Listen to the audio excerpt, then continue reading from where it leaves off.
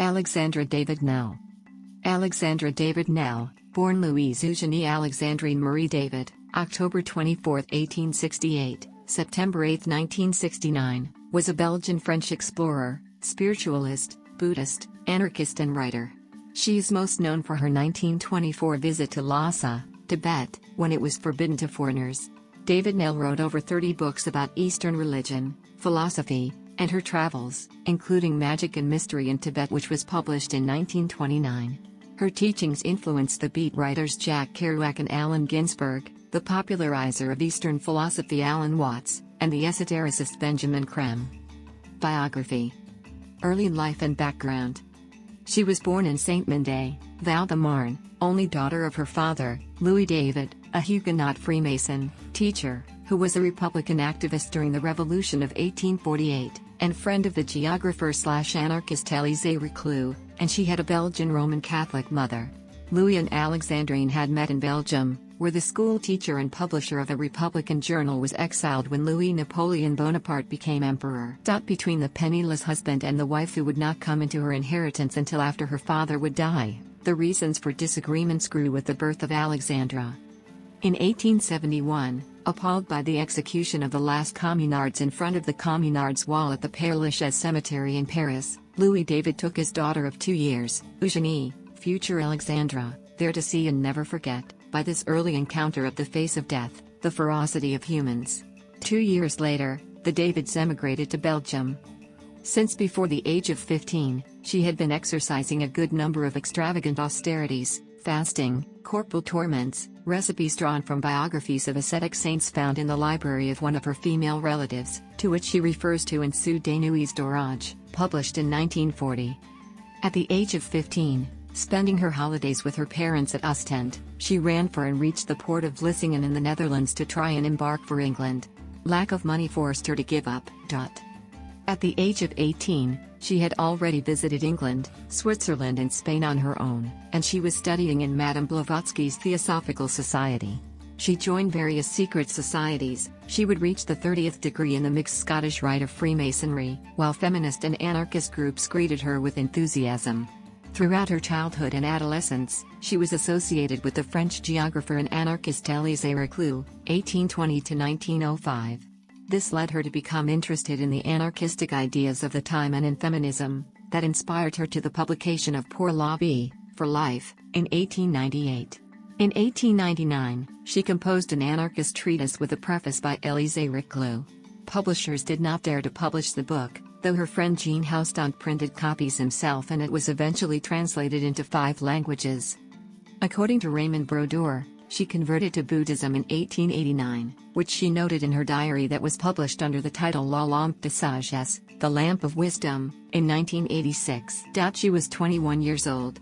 That same year, to refine her English, an indispensable language for an Orientalist's career, she went to London, where she frequented the library of the British Museum and, moreover, made the acquaintance of several members of the Theosophical Society. The following year, back in Paris, she initiated herself to Sanskrit and Tibetan and followed different instructions at the Collège de France and at the École Pratique des Hautes Études, Practical School of Advanced Studies, without ever passing an exam there. According to Jean Chalon, her vocation to be an Orientalist and Buddhist originated at the Guimet Museum. 1895–1904, opera singer. At the suggestion of her father, David-Néel attended the Conservatoire Royal de Bruxelles, Royal Conservatory of Brussels, where she studied piano and singing. To help her parents who were experiencing setbacks, David-Néel, who had obtained a first prize for singing, took the position of first singer at the Hanoi Opera House, Indochina, during the seasons 1895–1896 and 1896–1897 under the name Alexandra Muriel. She interpreted the role of the Violetta in La Traviata, by Verdi, then she sang in Les Noces de Jeannette, by Victor Massé, in Faustin and Mireille, by Gounod, Lakmé, by Léo Delibes, Carmen, by Bizet, and Thais, by Massenet. She maintained a pen friendship with Frédéric Mistral and Jules Massenet at that time. From 1897 to 1900, she was living together with the pianist Jean Houston in Paris, writing Lydia with him, a lyric tragedy in 1 act, for which Houston composed the music and David-Néel the libretto. She left to sing at the Opera of Athens from November 1899 to January 1900. Then, in July of the same year, she went to the Opera of Tunis. Soon after her arrival in the city, she met a distant cousin, Philippe Nel, chief engineer of the Tunisian railways and her future husband. During a stay of Jean Houston in Tunis in the summer of 1902, she gave up her singing career and assumed artistic direction of the Casino of Tunis for a few months, while also continuing her intellectual work. 1904 to 1911, marriage. On August 4, 1904, at age 36, she married Philippe Nel de Saint-Sauveur, whose lover she had been since September 15, 1900. Their life together was sometimes turbulent but characterized by mutual respect. It was, however, interrupted by her departure, alone, for her third trip to India, 1911 to 1925. The second one was carried out for a singing tour, on August 9, 1911. She did not want children, aware that the charges of motherhood were incompatible with her need of independence and her inclination for education. She promised to Philippe to get back to the conjugal domicile in 19 months, but only 14 years later, in May 1925, did the two spouses meet again, separating after some days, David-Néel having come back with her exploration partner, the young Lama Afar Yongden, whom she would make her adopted son in 1929. However, both spouses started an extensive correspondence after their separation, which only ended with the death of Philippe Nel in February 1941. From these exchanges, many letters by David-Néel remain, and some letters written by her husband, many having been burnt or lost on the occasion of David-Néel's tribulations during the Chinese Civil War, in the middle of the 1940s. Legend has it that her husband was also her patron. The truth is probably quite different. She had, at her marriage, a personal fortune, and in 1911, 3 departments helped her to finance an educational trip. Through the embassies, she sent her husband proxies in order for him to manage her fortune. 1911 to 1925, the Indo-Tibetan Tour. Arrival in Sikkim, 1912. Alexandra David-Néel traveled for the second time to India to further her study of Buddhism. In 1912, she arrived at the royal monastery of Sikkim, where she befriended Maharaj Kumar, Crown Prince, Sitkong Tulku Namgyal, the eldest son of the sovereign, Chogyal, of this kingdom, which would become a state of India, and traveled in many Buddhist monasteries to make her knowledge of Buddhism more perfect. In 1914, she met young Afar Yongden in one of these monasteries, 15 years old, whom she would later adopt as her son. Both decided to retire in a hermitage cavern at more than 4,000 meters above sea level in northern Sikkim. Sitkong, then the spiritual leader of Sikkim, was sent to the meeting with Alexandra David-Néel by his father, the Maharaja of Sikkim, having been told about her arrival in April 1912 by the British resident at Gangtok. On the occasion of this first encounter, their mutual understanding is immediate. Sitkong, eager for reformation, was listening to Alexandra David-Néel's advice, and before returning to his occupations, he left behind the Lama Kazi Dawa Samdup as a guide, interpreter and professor of Tibetan. After that, Sitkong confided in Alexandra David-Néel that his father wished for him to renounce the throne in favor of his half-brother. Meeting with the 13th Dalai Lama in Kalimpong, 1912. Lama Kazi Dawa Samdup accompanied Alexandra David-Néel to Kalimpong, where she returned to meet with the 13th Dalai Lama in exile. She received an audience on April 15, 1912, and met Ekai Kawaguchi in his waiting room, whom she would meet again in Japan. The Dalai Lama welcomed her, accompanied by the inevitable interpreter, and he strongly advised her to learn Tibetan, an advice she followed. She received his blessing, then the Dalai Lama engaged the dialogue, asking her how she had become a Buddhist. David-Néel amused him by claiming to be the only Buddhist in Paris, and surprised him by telling him that the Jetur Rolpa, a sacred Tibetan book, had been translated by Philippe Edouard Faso, a professor at the Collège de France.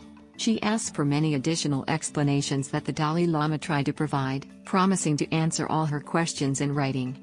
Stay at Lhasa, 1912 to 1916.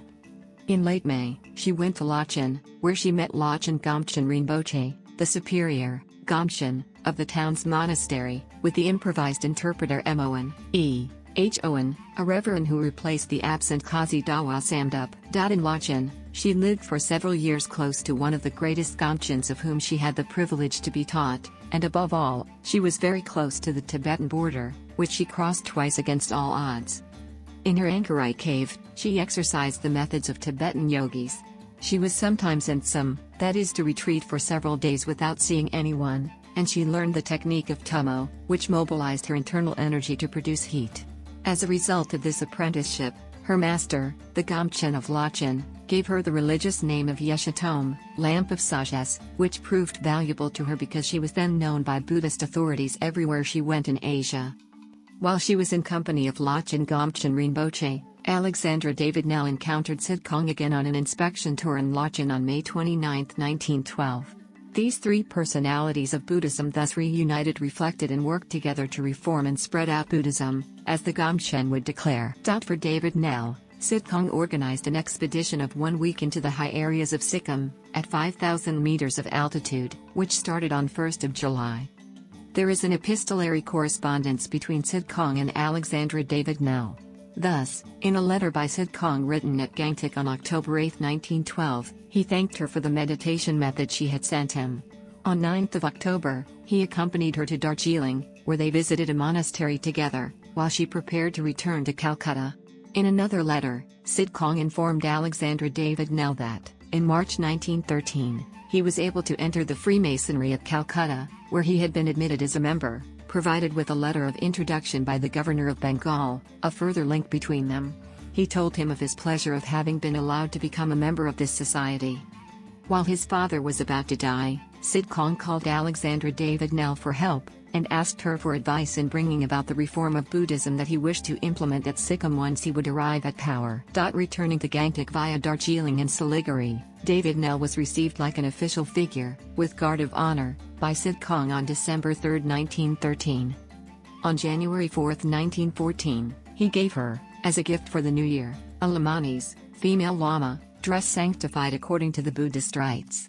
David-Néel had her picture taken dressed this way, with a yellow hat completing the ensemble. On February 10, 1914, the Maharaja died, and Sidkong succeeded him. The campaign of religious reform could begin. Kali Komer, a monk of the Southern Buddhism, was called to participate in it, as well as Silakara, an Englishman, who was then living in Burma. Malat, Haktan Malat, came from that same country. Alexandra David-Néel was in correspondence with her, and Sidkong had to marry her, Alexandra David-Néel becoming in fact the Maharaja's marriage counselor. While she was at the monastery of Phadong, the abbot of which was Sidkong, Alexandra David-Néel declared to hear a voice announcing to her that the reforms would fail. On November 11, 1914, leaving the cavern of Sikkim where she had gone to meet the Gamchen, David-Néel was received at Lhasa Monastery by Sidkong. 1 month later, she learned about Sidkong's sudden death, news that affected her and made her think of poisoning. First trip to Tibet and meeting with the Panchen Lama, 1916. On July 13, 1916, without asking anyone for permission, Alexandra David-Néel left for Tibet, accompanied by Yongden and a monk. She planned to visit 2 great religious centers close to her Sikkim retreat, the monastery of Chorten Nyima and Tashil Hunpo Monastery, close to Shigatse, one of the biggest cities of southern Tibet. At the monastery of Tashil Hunpo, where she arrived on 16th of July, she was allowed to consult the Buddhist scriptures and visit various temples. On the 19th, she met with the Panchen Lama, by whom she received blessings and a charming welcome. He introduced her to his entourage, his persons of rank, to his professors, and to his mother, with whom David-Néel tied bonds of friendship and who suggested to her to reside in a convent. The Panchen Lama bade and proposed her to stay at Shigatse as his guest, what she declined, leaving the town on 26th of July, not without having received the honorary titles of a Lama and a doctor in Tibetan Buddhism and having experienced hours of great bliss. She pursued her escapade at Tibet by visiting the printing works of Nartan, Snarthang, before paying a visit to an anchorite which had invited her close to the lake Motetong. On 15th of August, she was welcomed by a Lama at Tranglang. Upon her return to Sikkim, the colonial British authorities, pushed by missionaries exasperated by the welcome afforded David-Néel by the Panchen Lama and annoyed by her having ignored their ban of entering Tibet, thrust a notification of expulsion upon her. Trip to Japan, Korea, China, Mongolia, and Tibet. As it was impossible to return to Europe during World War I, Alexandra David-Néel and Yongden left Sikkim for India and then Japan. There she met the philosopher Eki Kawaguchi, who had managed to stay for 18 months in Lhasa as a Chinese monk in disguise a few years earlier. David-Néel and Yongden subsequently left for Korea and then Beijing, China. From there, they chose to cross China from east to west, accompanied by a colorful Tibetan Lama. Their journey took several years through the Gobi, Mongolia, before a break of 3 years, 1918 to 1921, at Kumbum Monastery in Tibet, where David-Néel, helped by Yongden, translated the famous Prajnaparamita. Incognito stay in Lhasa, 1924. Disguised as a beggar and a monk, respectively, and carrying a backpack as discreet as possible, Alexandra David-Néel and Yongden then left for the Forbidden City. In order not to betray her status as a foreigner, David-Néel did not dare to take a camera and survey equipment. She hid, however, under her rags a compass, a pistol, and a purse with money for a possible ransom. Finally, they reached Lhasa in 1924, merged with the crowd of pilgrims coming to celebrate the Molam Prayer Festival. They stayed in Lhasa for 2 months, visiting the holy city and the large surrounding monasteries, Drepung, Sara, Ganden, Samai, and met Swami Asuri Kapila, Cesar della Rosabendio. Foster Stockwell pointed out that neither the Dalai Lama nor his assistants welcomed David-Néel, that she was neither shown the treasures of Lamasery nor awarded a diploma. Jacques Bras states more precisely that she knew the Dalai Lama well, but he didn't know that she was in Lhasa and she could not reveal her identity. She found nothing very special in Potala, of which she remarked that the interior design was entirely Chinese style. Despite her face smeared with soot, her yak wool mats, and her traditional fur hat, she was finally unmasked. Due to too much cleanliness, she went to wash herself every morning at the river, and announced it Sarang Shape, the governor of Lhasa. By the time the latter took action, David-Néel and Yongden had already left Lhasa for Gyansi.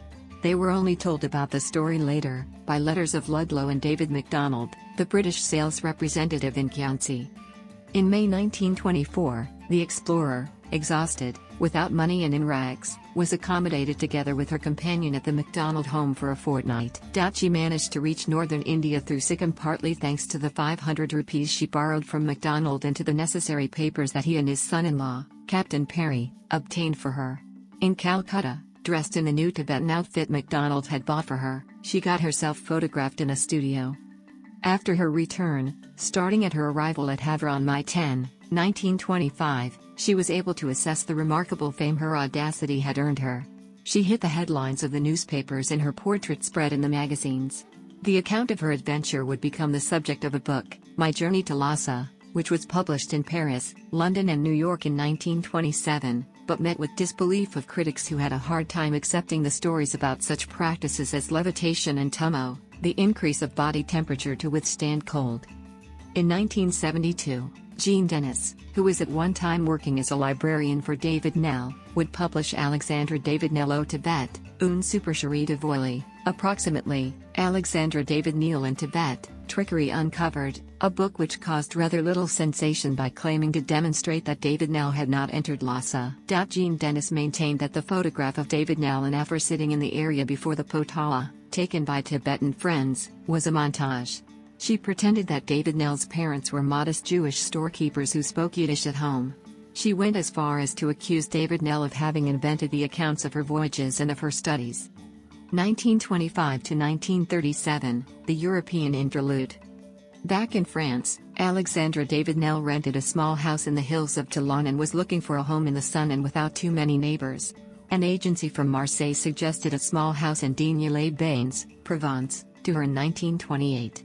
She, who was looking for the sun, visited the house during a rainstorm, but she liked the place and she bought it. 4 years later, she began to enlarge the house, called Somtensung or Fortress of Meditation, the first hermitage and Lamaist shrine in France according to Raymond Brodeur. There she wrote several books describing her various trips. In 1929, she published her most famous and beloved work, Mystiques et Magiciens du Tibet, Magicians and Mystics in Tibet. 1937 to 1946, Chinese Journey and Tibetan Retreat. In 1937, aged 69, Alexandra David-Néel decided to leave for China with Yongden via Brussels, Moscow and the Trans-Siberian Railway. Her aim was to study ancient Taoism. She found herself in the middle of the Second Sino-Japanese War and attended the horrors of war, famine and epidemics. Fleeing the combat, She wandered through China, by means of fortune. The Chinese journey took course during 1.5 years between Beijing, Mount Wutai, Hankou, and Chengdu. On June 4, 1938, she went back to the Tibetan town of Tashianlu for a retreat of 5 years. She was deeply touched by the announcement of the death of her husband in 1941. One minor mystery relating to Alexandra David-Néel has a solution. In Forbidden Journey, p. 284, the authors wonder how Madame David-Néel's secretary, Violet Sidney, made her way back to the West in 1939 after Souday Nui's Dorage, Storm Clouds, was completed in Tashianlu. Peter Gillart's Land of the Lamas, not in Forbidden Journey's bibliography, on pp. 110-113 gives an account of his accompanying Miss Sidney part way back, then putting her under the care of Lolo bandits to continue the journey to Chengdu.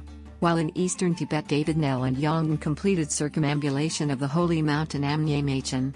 In 1945, Alexandra David-Néel went back to India thanks to Christian Fouché, French consul at Calcutta, who became a friend. They stayed in touch until David-Néel's death. She finally left Asia with Afur Yongden by airplane, departing from Calcutta in June 1946. On 1st of July, they arrived at Paris, where they stayed until October, when they went back to Digne-les-Bains. 1946 to 1969, the Lady of Digne.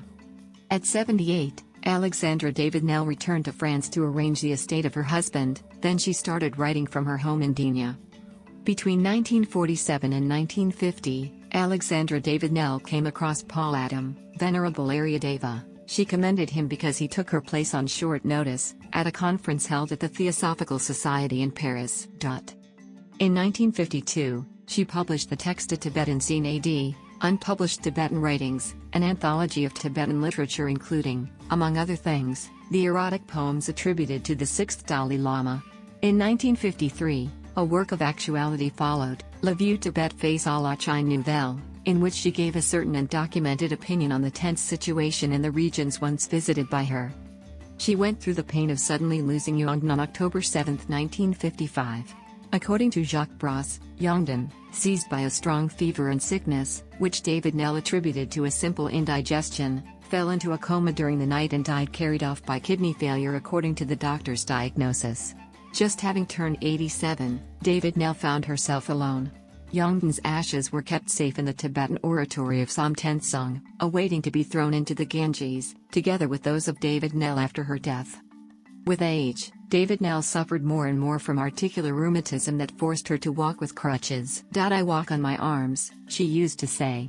Her work rhythm slowed down. She didn't publish anything in 1955 and 1956, and, in 1957, only the third edition of the Initiations Lama X. In April 1957, she left Samtensong in order to live at Monaco with a friend who had always been typing her manuscripts. Then she decided to live alone in a hotel, going from one establishment to the next, till June 1959, when she was introduced to a young woman, Marie-Madeleine Payonet, who she took as her personal secretary.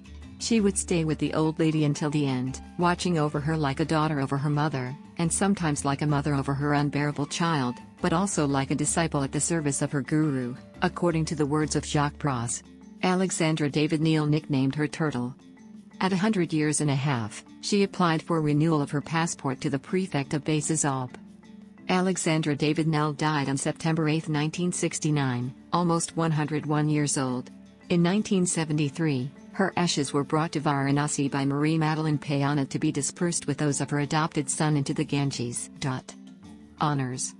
In 1925, she won the award Monique Berlou of the Académie des Sports. Although she was not a sportswoman in a strict sense, she is part of the list of the 287 Gloires du Sport Français, English, Glories of French Sport. The series Once Upon a Time. The Explorers by Albert Baril, dedicating 22 episodes to 22 important persons who have greatly contributed to exploration, honored her by dedicating an episode to her. She is the only woman who appears as a leading explorer in the entire series. In 1991, American composer Meredith Monk's opera in 3 acts Atlas, Opera, premiered in Houston. The story is very loosely based on the life and writings of Alexandra David-Néel and is told primarily through wordless vocal sounds with brief interjections of spoken text in Mandarin Chinese and English. And full-length recording of the opera, Atlas, an opera in 3 parts, was released in 1993 by ECM Records. In 1992, a documentary entitled Alexandra David-Néel, Du Sikkim au Tibet Entretien was released. It was directed by Antoine de Maximi and Jean Mascolo de Philippes. It follows the journey that Marie-Madeleine Payonet undertook in order to return a sacred statue to Fadang Monastery that had been given as a loan to Alexandra David-Néel until her death. In it, the explorer's life and strong personality are recounted, especially thanks to testimonials of people who had known her and anecdotes of Marie-Madeleine Payonet. In 1995, the Tea House Mariage Frere honored Alexandra David-Néel by creating a tea named after her in cooperation with the Foundation Alexandra David-Néel. In 2003, Pierrette Dupoy created a show called Alexandra David-Néel, Pour la Vie, for Life, at the Avignon Festival, where she outlined Alexandra's entire life. In 2006, Priscilla Telmon paid tribute to Alexandra David-Néel through an expedition on foot and alone across the Himalaya. She recounted her predecessor's journey from Vietnam to Calcutta via Lhasa. A movie, Au Tibet Entretien, English, Banned in Tibet, was shot on that expedition. In January 2010, the play Alexandra David-Néel, Mon Tibet, My Tibet, by Michelle Langley was on view, with Ellen Vincent in the role of the explorer and that of her colleague played by Amy Ledequan. In 2012, the movie Alexandra David-Néel, J'irai au pays des neiges, I Will Go to the Land of Snow, directed by Joel Farge, with Dominique Blanc in the role of David-Néel, was presented in preview at the Rencontre Cinématographique de Digne-les-Bains. A literary award carrying the name of the Tibet explorer and her adopted son, the Prix Alexandra David-Néel / Lama Yongden, has been created. A secondary school carries her name, the Lycée Polyvalent Alexandra David-Néel of Digne-les-Bains.